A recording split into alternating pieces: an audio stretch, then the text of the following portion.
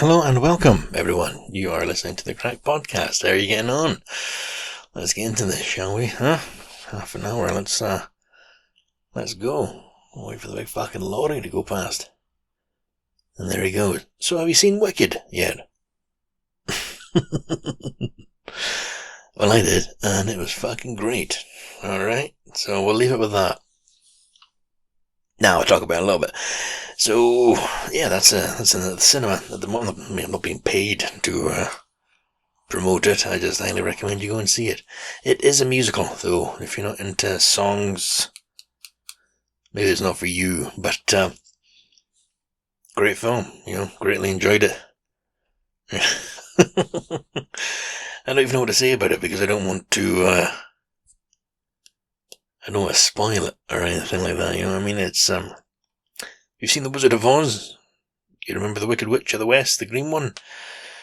That's how part 2 ends. So, don't get attached to her. So, Wicked, I mean, this podcast is going to be entirely about that film, but I saw it and I really, dug it. So, I'm going to talk about it a little bit now. There's a wonderful Wizard of Oz, and he lives in Oz, which isn't Australia.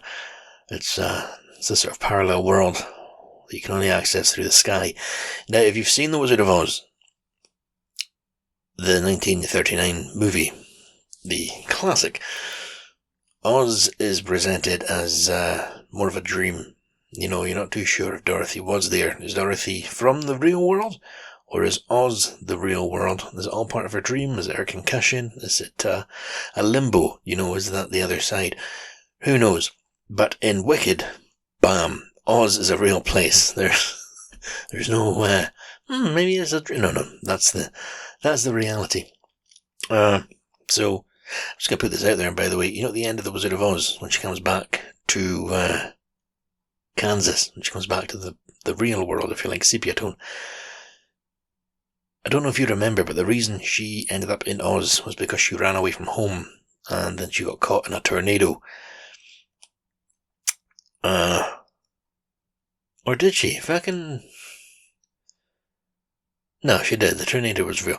The reason she ran away is because Miss Gulch, who Dorothy sees as the Wicked Witch of the West, Miss Gulch was after her because her wee dog Toto had bit Miss Gulch, and she had a signed warrant from the sheriff to confiscate the dog so it could be put down, which in 1930s Kansas. Anyway, so that's why Dorothy runs off and can't get home in time to get into the tornado shelter, and she gets struck in the head with the window frame. Now, when she wakes up at the end, she's all, "Oh, everyone was here for me. This is lovely. We're all, it's all peace and love, man. You were there. You were a scarecrow, and you were there.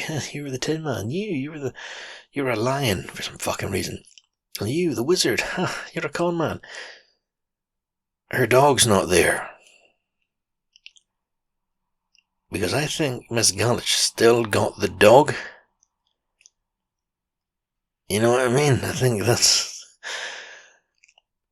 that problem doesn't get fucking sucked away by the tornado. That dog, I'm pretty sure. I don't know. Poor Toto. Anyway, Wicked exists very much in its world. It's about the Wicked Witch of the West, so it's not Miss Gulch in a different form. The witch is her own character. She is called Elphaba, and she is green-skinned in a world of white and black and Asian folk. But she's green. So she stands out, and she is different for that, and that is held against her. So it's a wee bit fucking addresses some racial fucking messages, and it's not Dawson's Creek OC 90210, but they go to university. Bear with me here.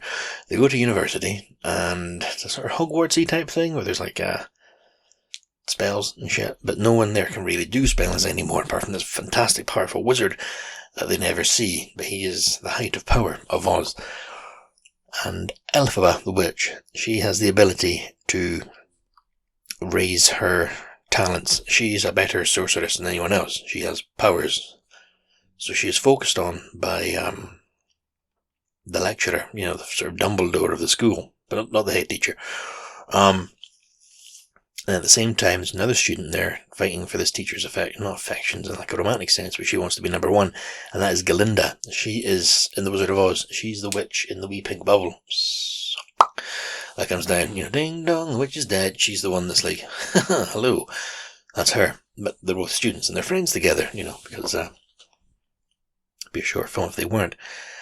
And there are animals in this film that can talk, sort of like the lion in The Wizard of Oz, but they're not human animals. The 30s, best you could do for a lion was either you get a real fucking lion in the lead, or you put a man in a suit. So in this, they are animals. And the animals, alright, let's not get too deep here. They seem to be the Jews in a 1920s Germany. Like, Jesus, Lewis. No. So the film fucking gets into it, alright?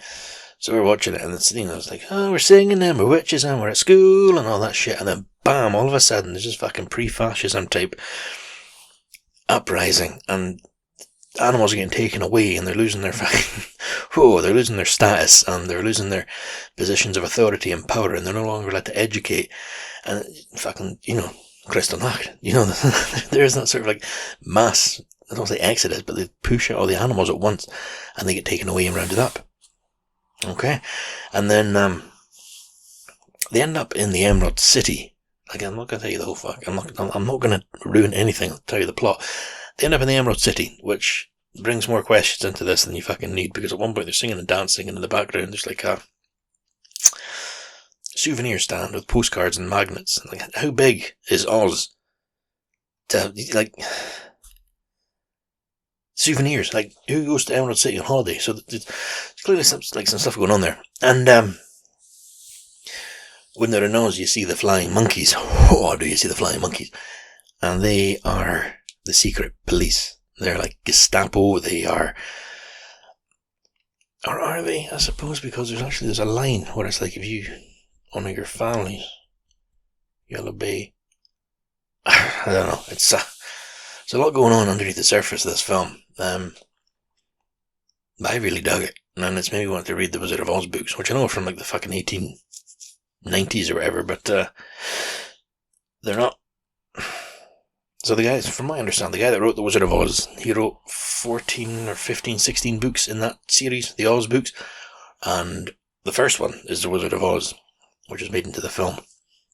And then The Wicked, that's the sort of fan fiction that caught traction, that came out around in the 90s. So that's not actually written by the guy that wrote The Wizard of Oz stories.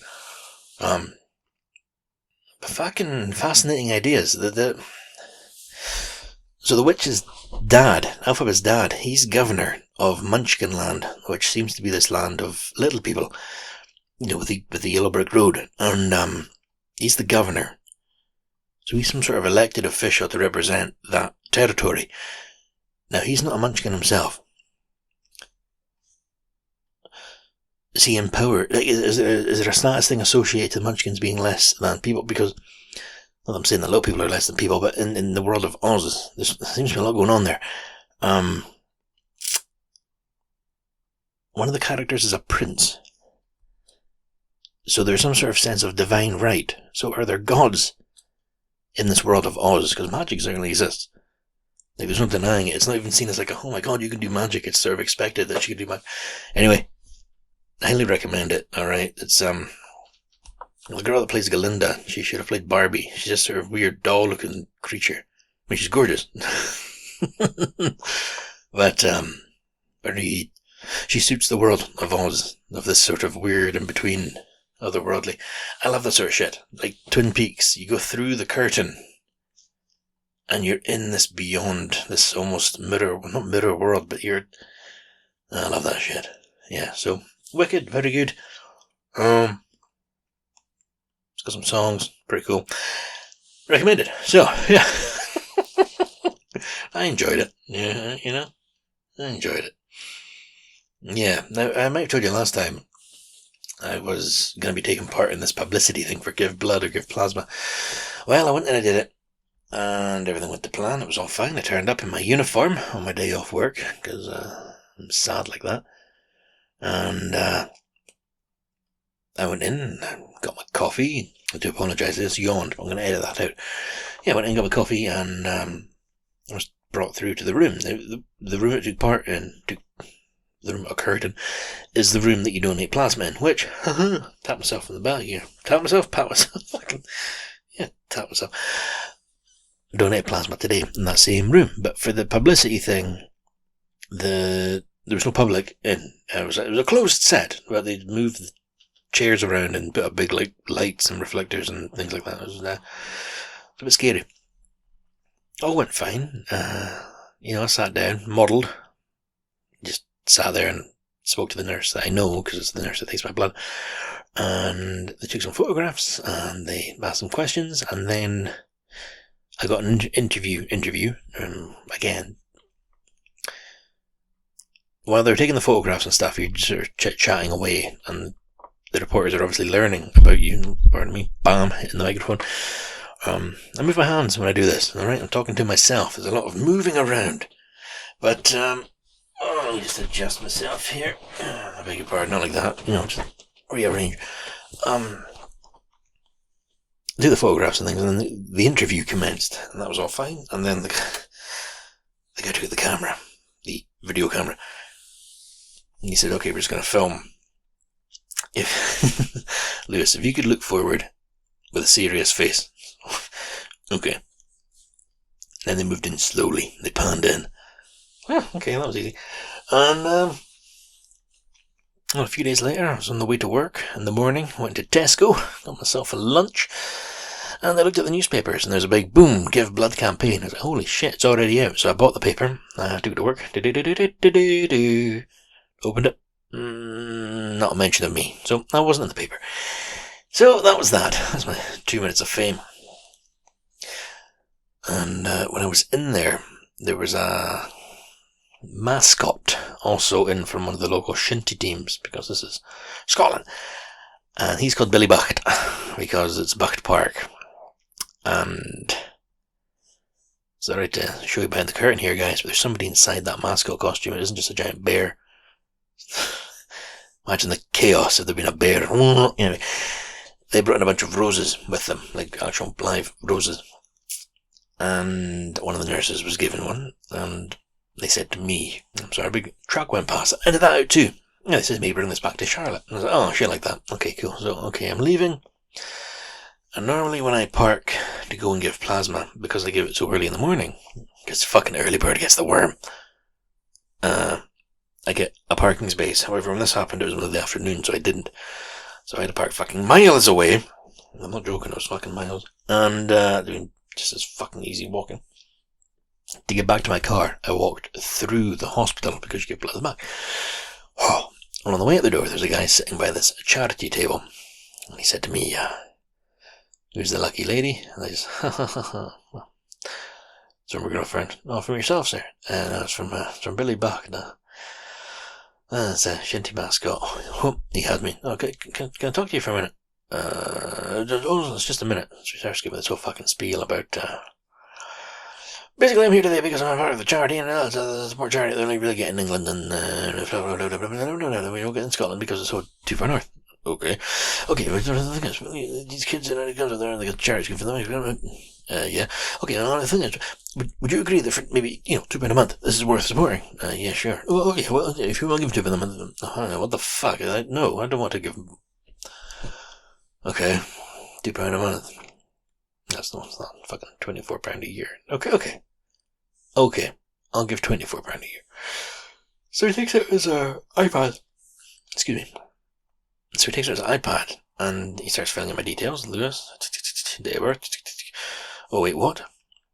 Did I get my date of birth? Oh, so that would make you 30. Yes. Oh mate. Oh, sir. I thought you were way older. Huh.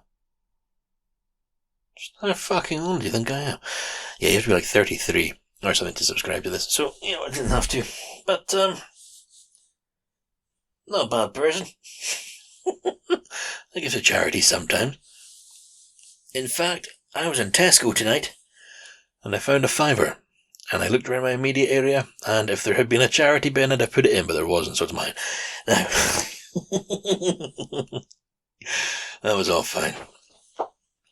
If you want to see what my fucking face looks like, if you go to the Scott Give Blood thing, or the Inverness Courier, or the Forest Gazette, or any of these Highland newspapers, there's a little Give Blood advert. Excuse me. I'm the very serious looking guy in the ambulance uniform. Not dressed up as an ambulance, that'd be fucking different. No, I'm wearing one of my work uniform. So that's it. Go give blood if you can, guys. It's easy. You get a biscuit. What else is going on? What else is going on? Oh, we started watching Lost again it's on Netflix, I think. Yeah, I don't know if you ever saw that when it was out. Lost. It was on Channel 4 years ago when I was about 12 or 13. I watched it on Channel 4. We never had Sky TV, so I watched it until it moved from Channel 4 to Sky 1. My memory of it is speaking to my friend Gavin on the phone, and he said, I'm watching a program where they're on an island, there's been a plane crash. You're watching the film Castaway, my friend. No, I'm watching a program. I'm sorry, you're watching the film Castaway. No, so, boom, riding the bike. It was Lost, and it was fucking fantastic. And I saw it up until they went down into the hatch. So we've started watching it on Netflix. I don't know if Charlotte's enjoying it. I'm really, getting back into it. But what's funny is watching it in succession, like we do, binging it. Fucking give me that TV. Yeah, just binging it as we do, consuming media that way. Well, no shit. We're going through it a lot faster, but when I had to watch it week by week by week when I was 13 years old, it was a different suspense. Like I remember, you'd watch the next time on Lost, and you'd see a little clip, and you're holy shit, like reading into it, and but the character development as well. It's very different watching it faster, watching it in quicker succession than I am now. It's not surreal. It's a weird fucking way of putting it, but a different experience. And then what else is weird is not a lot of the folk that were in that went on to be massive stars. For a show that I remember being as big as it was, maybe it wasn't that big, but it was bought by Sky, so it's doing something right. The girl that plays Kate, the last thing I saw her in was Ant-Man, or Ant-Man 2, or the Quadriverse, or something like that, but yeah. One of the other guys, he's a wee hobbit. I've never actually seen those films, but I know he's Merry or Pippin. He's not Legolas, it's an elf. Gimli dwarf. The Doctor, Jack, disappeared off the face of the earth. What happened to him? Maybe he's still on the island. I've not seen the whole thing about this guy. Yeah. And I showed Charlotte some of the X-Files, so I hope she enjoyed that. She wants to know if Mulder and Scully ever kiss, and women, there's a big alien conspiracy here, but yeah, why not? Yeah. Jesus, the vehicles tonight. There must be a road closed. You see, I don't have any plans for these episodes. It's been 2 weeks since the last one. I've been busy. Someone's just put the Christmas lights on down there. Oh, there's something to talk about. There is something to talk about. Yeah, so we don't own this flat. What the fuck's that got to do with the price of fish? No, we don't own this flat. And, we need electricity. We have this little key. Don't know what you compare it in size to. You know what a house key looks like? Sort of like that, but computerified. I don't know, 3 inches long. It folds into itself like a comb. And,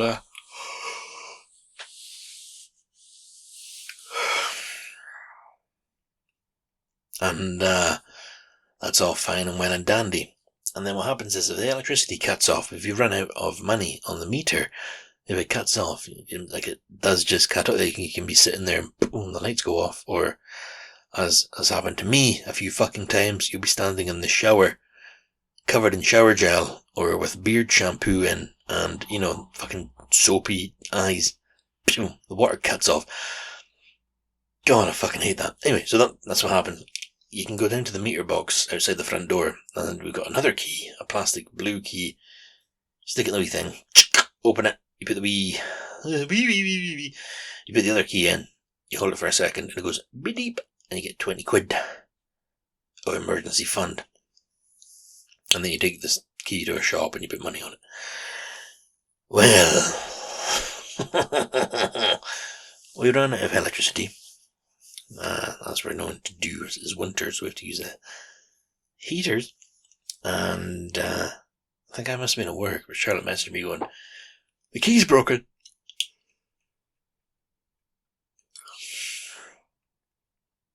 No, I wasn't at work. I was on night shift. I was in bed.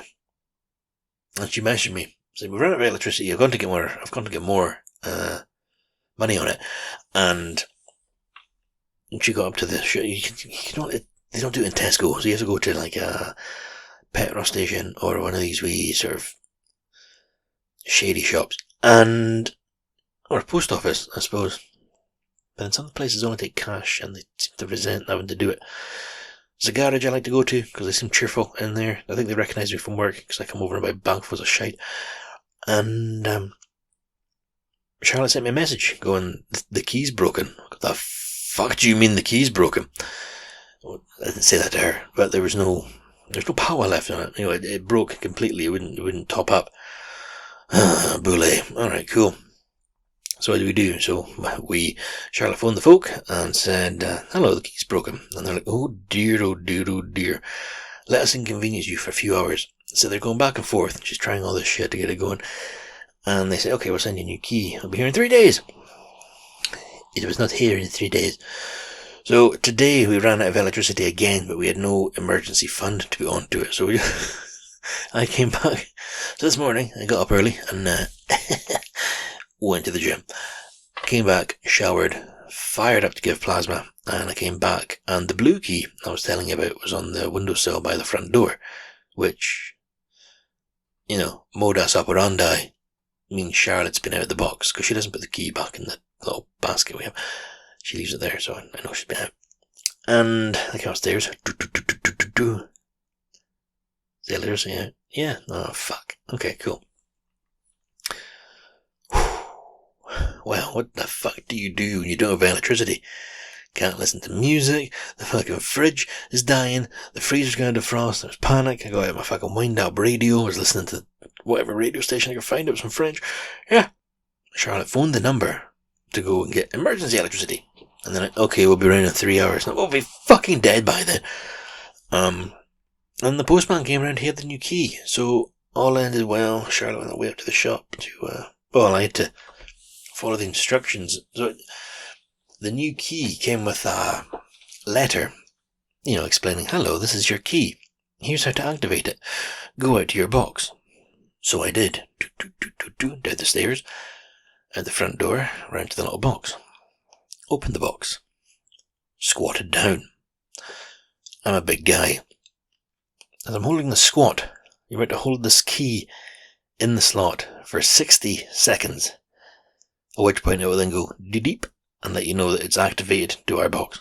Okay, cool. So as I squat there, I put the key in. About 10 seconds passed and my thighs are on fire. I have never held a squat so long with flat feet on the ground. It was very uncomfortable, but for some fucking reason, my own stubbornness, I was looking at my watch. I was like, okay, come on. 47, 46, 45.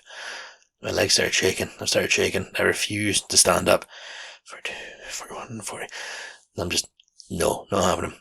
At the same time, the school nearby empties out, so these kids are walking past, and they look down at me, and I probably look like I'm laying an egg, or something like that, because I'm shaking, breathing deeply, focusing on this box right in front of me. 32, 31, 30.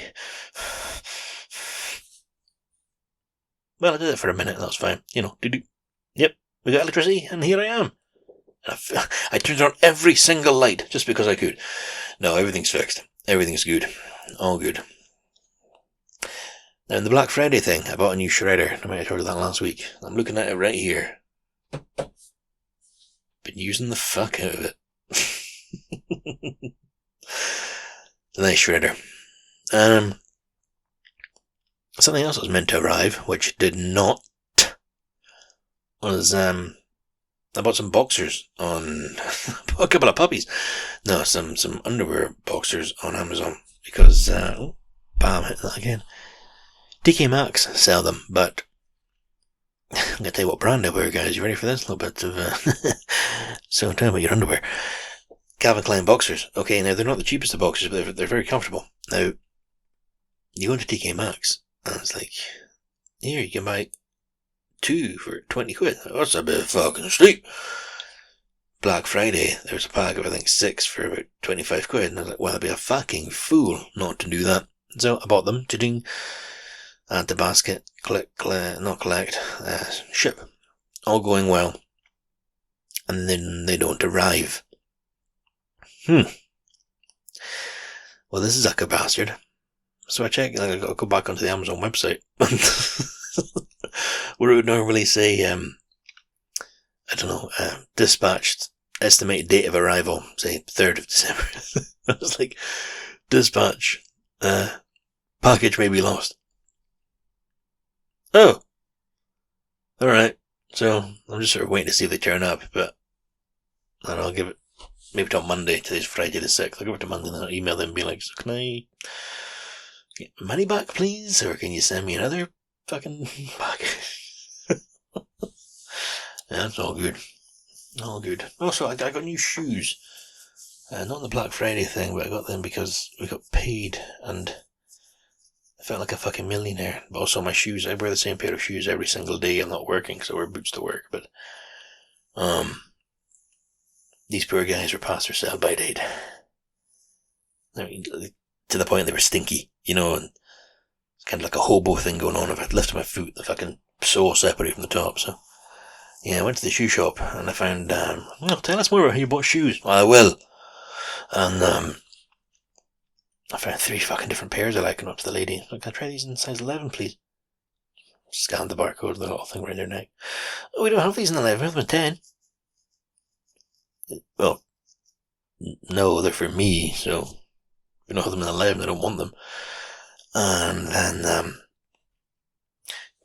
see the type of shoes I wear? Adidas. Fucking all the brands today, huh? Ah, guys, when you're wearing your Calvin Klein boxers when you're Adidas, go and see Wicked, but wear more clothes than that because there's probably going to be kids there. Now, I went over to the lady with a pair of Adidas trainers which were identical to the ones I was wearing, just different colours. So they're not fucking identical. Well, they basically were. Hello, do you have these in 11? No, I have them in 11 and a half. Sometimes it's good with these types to go a size a bit up. I pointed at my own shoes. No, it's... I know you're lying to me. Anyway,